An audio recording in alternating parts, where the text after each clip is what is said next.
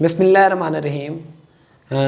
मैं हूं मोहम्मद तारिक अब्बास और आज हमारा जो 5th चैप्टर का लास्ट टॉपिक है मोशन ऑफ सैटेलाइट, बल्कि आर्टिफिशियल सैटेलाइट। देखिए, आर्टिफिशियल सैटेलाइट की हमने कल आर्टिफिशियल सैटेलाइट के बारे में पढ़ा था। आज हमने उसकी मोशन के बारे में देखना है। देखिए, आर्टिफिशियल सैटेलाइट हमने कहा वो सैटेलाइट है जो हमने खला के अंदर भेजा हो और वो ज़मीन के इर्द गिर्द एक ख़ास ऑर्बिट में रह के मूव कर रहा हो। जब वो किसी ख़ास ऑर्बिट के अंदर रह के एक दायरे के अंदर वो मूव कर रहा होता है तो वो हम कहते हैं उसकी मोशन क्या होगी। आज हमने ये देखना है। पहली बात तो ये हमें जानने की ज़रूरत है कि जब भी कोई ऑब्जेक्ट किसी दायरे के अंदर गर्दिश करता है तो उसको दायरे में गर्दिश करने के लिए जो फोर्स ज़रूरत होती है उसे हम कहते हैं सेंट्रीपिटल फोर्स। और एक ऐसी फोर्स जो उस जिस्म को दायरे से बाहर की जानिब खींचती है उसे हम नाम देते हैं सेंट्रीफ्यूगल फोर्स, जो कि आप चैप्टर नंबर 4 के अंदर आई थिंक पढ़ेंगे।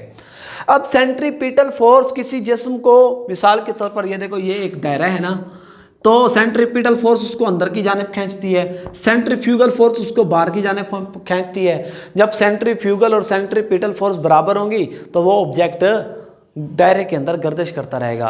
अगर कोई भी फोर्स ज़्यादा हो जाएगी तो ऑब्जेक्ट उसी तरफ चला जाएगा। मिसाल के तौर पर अगर सेंट्रीफ्यूगल ज़्यादा होगी तो वो दायरा छोड़ के बाहर चला जाएगा। अगर सेंट्रीपिटल ज़्यादा हो गई तो वो दायरे से अंदर जाके उस अपने मरकज़ से आके टकरा जाएगा। इसी तरह बिल्कुल एक आर्टिफिशियल सैटेलाइट को भी हरकत करने के लिए आर्टिफिशियल सेंट्रीपिटल फोर्स की ज़रूरत होती है। और हमारे पास ये है centripetal FC is equal to mv0 का स्क्वायर बटा r0। वैसे इसका यूनिट यही होता है, mv स्क्वायर बटा r बराबर है सेंट्रीपिटल फोर्स। यहाँ पर हमने इसे v0 स्क्वायर r0 के ज़रिए रिप्रेजेंट किया है, वेलोसिटी को v0 से और जो डिस्टेंस है उसे r0 से। ये सेंट्रीपिटल फोर्स है जो उसको दायरे के अंदर हरकत करने पर मजबूर करती है। अब हमें ये भी पता है कि एक ऑब्जेक्ट है, ये देखें, ये ज़मीन है और वो ऑर्बिटल ऐसे मूव कर रहा है और ये हमारे पास सैटेलाइट है कोई जो कि h बुलंदी के ऊपर मौजूद है। ठीक है, अब साउज़र है वो अगर ज़मीन से h बुलंदी पर है, हम कहते हैं कि भाई FC तो बराबर होता है, हमें पता है mg के बराबर होता है। फोर्स बराबर है वेट बराबर है mg। अब यहाँ पर चूँकि ये g जो है ये h बुलंदी पर है, इसलिए मैं इसके साथ h लिख देता हूँ। तो ये आ जाएगा mg इसके साथ h is equal to mv0 square बटा r0। ठीक हो गया। अब यहाँ से क्या है, ये भी मास है, ज़रब खा रहा है, ये भी मास इधर ज़रब खा रहा है, दोनों साइडों पर मास को तकसीम कर दो तो मास कैंसिल हो जाएगा, बट्टा मास, ये भी कैंसिल, ये भी cancel. GH is equal to v0 square बटा r0। अब अगर हम इसे r0 को इधर ले आएँ तो ये हमारे पास हो जाएगा v0 का square is equal to GH r0। अब यहाँ पे हम क्या कर सकते हैं, अगर हम क्या करें, इसको, ये r0 का स्क्वायर है, इसकी जज़र ले लें, इसकी जज़र ले लें तो ये आ जाएगा v0 is equal to GH r0। अब यहाँ पर देखें, वैसे यहाँ पर जो हमारे पास है ये ज़मीन का मरकज़ है, ज़मीन से मरकज़ से ज़मीन के सेंटर से लेकर सतह तक का फासला r होता है। और ये ऑब्जेक्ट अगर h बुलंदी पर है तो ओवरऑल इसका डिस्टेंस r0 बराबर हो जाएगा r प्लस h के। तो यहाँ पर मैं लिख सकता हूँ, फिर इसे जज़र में लिखेंगे, यहाँ पर मैं इधर लिख रहा हूँ, ये हमारे पास आ जाएगा v0 is equal to GH, इसके साथ आ जाएगा r0 की वैल्यू r प्लस h। ये एक हमारे पास फार्मूला है अगर हमारे पास कोई भी ऑब्जेक्ट h बुलंदी पर हो।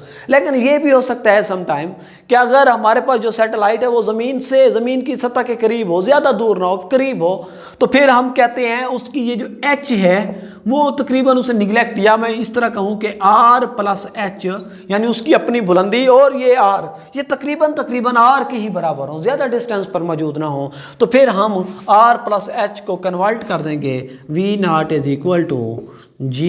अब फिर क्योंकि वो ज़्यादा बुलंदी पर नहीं होंगे तो GH किसके बराबर हो जाएगा, g के, क्योंकि अब वो हाइट पर तो नहीं है ना। अब इधर हम g लिख देंगे और इधर क्या लिख देंगे, r लिख देंगे। अब अगर हमें पता है इसकी कीमत का, ज़रा देखें, v0 is equal to g किसके बराबर होता है, 10 मीटर सेकंड इनवर्स स्क्वायर। ज़रब r किसके बराबर होता है, इसकी वैल्यू हमने पढ़ी थी 6 × 4 = 10 की पावर 6। अभी काम करते हैं, देखो ये जज़र में है, सिंपली इसको ज़रब दे दो आपस में, 6.4 के साथ 10 को ज़रब देंगे, ये 64 बन जाएगा, ज़रब 10 की पावर 6, इसकी जज़र।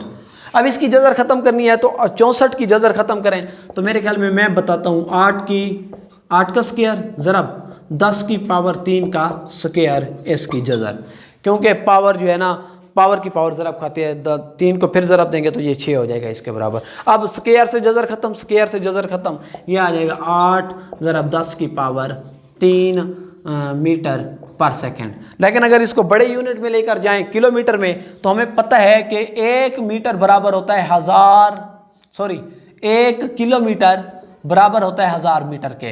अब 1000 का मतलब होता है 10 की पावर 3, यहाँ पर भी 10 की पावर 3 मीटर है। अगर मैं इसको ख़त्म कर दूँ तो ये इसकी जगह किलो आ जाएगा, मीटर पर सेकंड, 8 किलोमीटर पर सेकंड इसका आंसर होगा। या मेरे ख्याल में शायद 29,000 किलोमीटर पर आवर लिखा हुआ है, वो अगर किलोमीटर पर आवर में निकालें तो उसका वो जवाब होगा। यहाँ तक हमारा ये चैप्टर था, ये चैप्टर इख्तिताम को पहुँचा, इसको पढ़िएगा अच्छी तरह से।